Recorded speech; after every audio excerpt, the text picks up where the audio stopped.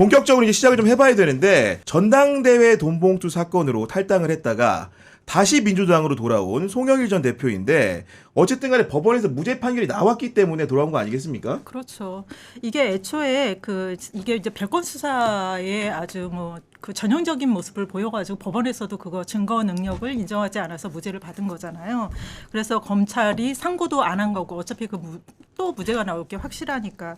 근데 이 사건은 그 아시는 분들은 다 아시겠지만 애초에 그 민주당의 이정근 전 사무총장이 사업가 박모 씨한테 그 청탁을 받고 돈을 받아서 알선수재 혐의로 이제 수사를 받게 됐는데 네. 검찰이 그 과정에서 이정근 전 사무부 총장의 핸드폰 3개를 받았단 말이에요. 확보를 했어요. 확보를 했는데 예, 이거를 갖다가 뭐 이제 이정근 사무부총장이 줬다 이렇게 핸드폰을 자기가 냈다 이렇게 이제 검찰에서는 주장을 하는데 어쨌든 여기에 있는 녹음 파일들이 있을 거 아니에요. 그러면 그것과 관련된 것만 자기네들이 증거로 이제 갖고 있어야 되는데 그렇지 않고 거기에 있는 한 3만 개 정도 되는 녹취 파일을 검찰이 다 갖고 있었던 거예요. 네. 근데 거기에 전당대회에서 민주당 전당대회에서 송영길 대표가 이제 당 대표가 됐을 때 민주당 의원들한테 한 300만 원씩 돈 봉투를 몇 개를 돌린 거가 그게 이제 검찰에 포착이 되면서 이 수사를 이쪽으로 전환을 한 거죠. 네. 그러면서 이 송영길 대표가 직접적으로 이거를 인지하고 돈 봉투를 돌렸다. 이게 이정근 전 사무부총장이 돈을 받아서 이렇게 전달을 하고 뭐 이런 역할을 했던 거였거든요. 근데 검찰이 털어봤는데 그게 안 나오니까 또 다른 걸로 해가지고 송 대표를 당시 엮으려고 했는데 그게 뭐냐면 먹사연이라고 해가지고 평화 먹고 사는 문제연구소 이게 이제 송 전 대표의 외곽 조직이거든요.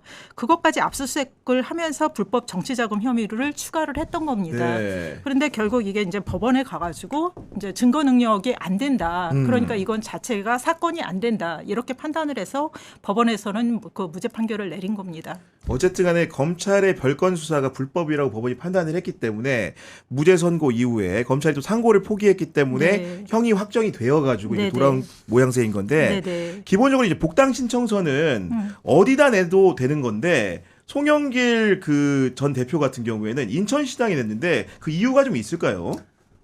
일단 복당 신청서는 어디다 내도 되는 게 아닌 걸로 알고 있습니다. 아, 그래요? 네. 이게 왜냐하면 탈당은 아무데나 낼 수가 있어요. 탈당은 아무데나 낼 수가 있는데 복당이나 입당은 당원 자격 심사와 관련된 거기 때문에 마지막 원적지 어느 당 소속이었냐 그게 굉장히 까다롭습니다. 특히 복당 같은 경우 그래서 거물급 인사들 같은 경우는 중앙당에서 심사하는 경우도 있어요. 중앙당 복당심사위원회가. 근데 이번에 송영길 전 대표 같은 경우는 그런 논리로 보면 서울시당 당원이었죠. 그러니까 서울시당에 내야 되는데 인천시당에 내지 않았습니까? 그렇죠. 이거는 정치적 목적이 있는 거죠.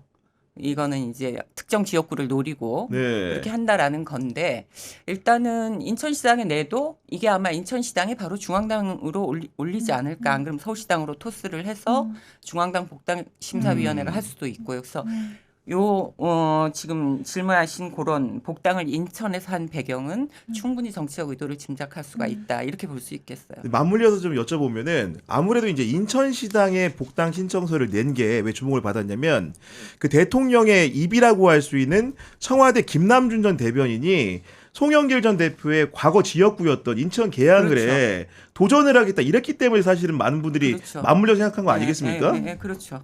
네, 그런 상황인 건데 어쨌든 간에 김남준 전 대변인과 송영길 전 대표의 매치업을 상상하시는 분들도 있는데 좀 어떻게 보고 계십니까? 사실 민주당이나 청와대에서는 송영길 대표가 이렇게 빠르게 무죄 그것도 대법원까지 안 가고 2심에서 이제 무죄 확정이 돼 버렸잖아요. 이제 상고를 안 했기 때문에 검찰에서. 그래서 이제 둘이 이제 붙게 됐는데 사실 굉장히 딜레마인 것이 인천 계양을은 송영길 전 대표가 5선을 내리했던 곳이고 2000년부터 그다음에 거기 인천시장까지 했었고 그러니까 자기의 정치적 기반이 아주 탄탄하게 되어 있는 곳인데 지지난 대선 때 이재명 대통령이 윤석열 후보한테 이제 아깝게 패하고 나서 이제 그렇게 있었을 때 송영길 대표가 자기 지역구였던 인천 계양을이라는 곳을 자리를 비워줬잖아요. 자기는 내주고. 자기는 서울시장, 그때 서울시장은 민주당에서 될 수가 없는 그런 상황이었거든요.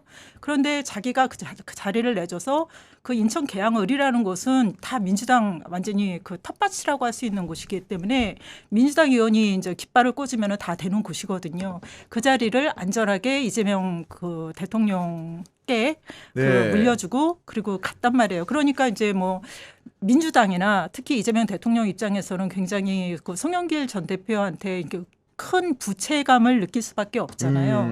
그런데 또 한편으로는 그 김남준 그 지금 전 대변인 같은 경우는 성남시장 시절부터 이재명 대통령이랑 동고동락을 같이 해온 사람이기 때문에 그 표현하자면 뭐 이재명 대통령의 복심 중에 복심, 이재명 대통령의 입, 뭐 이렇게 이야기를 할 수 있고 그다음에 또 강점이 이제 그 세대 이 사람이 지금 우리 나이로 49살인가 그 정도 48살인가 뭐 그 정도밖에 안 되거든요. 송영길 대표랑 16살 차이가 나더라고요. 그런 상황이어서 세대 교체라는 그런 의미도 있고 그다음에 뭐 대통령이나 뭐 물론 대통령이 그 뭐 공천하는 거는 전혀 아니지만 민주당이나 이렇게 봤을 때는 이재명 대통령의 뜻을 누구보다 가장 잘 알고 있는 그 김남준 전 대변인이 만약에 거기서 국회의원으로 당선이 돼서 원내로 들어온다면 그러면 이재명 대통령이 앞으로 하고자 하는 그 이제 대통령 임기라는 게 5년밖에 안 되기 때문에 그 안에 많은 것을 해야 되는데 지금도 의욕적으로 일을 하고 계시지만 그렇게 자신의 뜻을 잘 관철시킬 수 있는 김남준이라는 사람이 국회의원 배지를 달고 같이 일을 하면 훨씬 국정을 운영하는 데 있어서 훨씬 유리해지지 않을까 이런 판단을 하고 있어서 굉장히 민주당도 이 문제에 대해서 곤혹스럽고 대통령 내심은 어떤지 저는 잘 모르겠습니다. 그러니까 이재명이라는 사람을 가운데 두고 네. 결국 송영길이나 김남준이나 유권자들 같은 생각을 하게 되는 건데 그렇다면은 이번에 복당을 추진하고 있는 송영길 전 대표와 이재명 대통령은 어떤 관계로 알려져 있는 거죠? 송영길이라는 정치인은 기본적으로 사이가 나쁜 사람이 없는 걸로 알려져 있어요. 아, 그렇군요. 네, 네. 사이가 나쁘지 않고 특히 이재명 대통령하고의 관계는 예전에 정동영계에서 같이 활동을 하면서 특히나 사이가 이제 좋았다고도 볼 수 있죠. DY 시절에 물론 그 전사는 좀 있습니다. 그 송영길 전 대표가 그때 당시에 그 정동영으로만은 안 된다. 그래서 이제 386들이 의기투합을 해서 손학규 후보를 지지한 뭐 그런 적이 있었죠.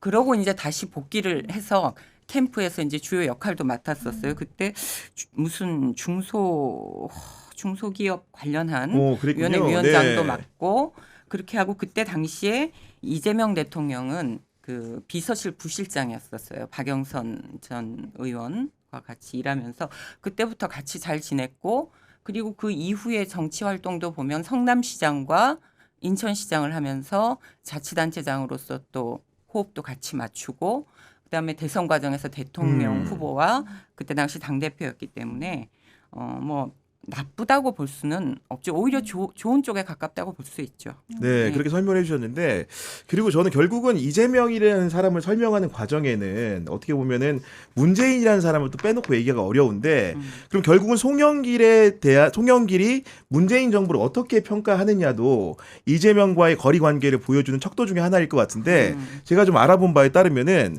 그 송영길 그 대표 같은 경우에는 문재인 정부에서 마지막에 대선을 앞둔 상황에서 말미에 기본적으로 이제 전국민 재난지원금을 지급해야 된다고 강력히 주장을 했는데 당의 의견을 청이 수용하지 않았잖아요. 그 과정에는 홍남기 부총리가 있었고 홍남기 부총리에 대해서 수용하지 않는 부총리를 상대로 해가지고 송영길 대표는 해임을 해야 된다 강력한 목소리를 냈는데 그때 교체를 건의한 인사 중에 하나가 바로 김용범 정책실장이고 다른 하나가 구윤철 당시에 국무조정실장이라는 거예요. 그 얘기는 어떻게 되는 거냐면은 지금 이 정부에서 경제 라인인 셋업이 보면은 김용범 실장과 구윤철 그 부총리로 돼 있잖아요. 그런 관계망을 비춰보면 이재명 대통령과 송영길 전 대표의 관계를 좀 뭔가 좀 이렇게 가늠해 볼 수 있다. 이런 생각이 좀 드는 건데 맞물려 가지고 어쨌든 간에 당에서의 공천 같은 경우에는 당대표가 영향력을 크게 행사하기 때문에 정청래 대표와는 어떤 관계인지도 궁금해하는 분들이 많습니다. 아니 근데 그 전에 그 제가 아까 나이를 좀 나이를 좀 깎는 건 괜찮은데 올렸어요? 올려서 이야기를 했네요. 그 김남준 전 대변인이 79년생이네요. 그러면 그렇군요. 올해로 46살입니다. 네. 아 근데 아까 그 정청래 현 대표하고의 관계를 이야기하기 전에 그 송영길 전 대표하고 그다음에 이재명 대통령과의 관계에서 보면은 이제 그 두 사람이 이제 저희 문재인 정부 때 굉장히 그 친문이 아닌 그런 비주류로서 굉장히 서로 동맹 관계라고 할 수 있다 이런 해석들도 많이 있더라고요.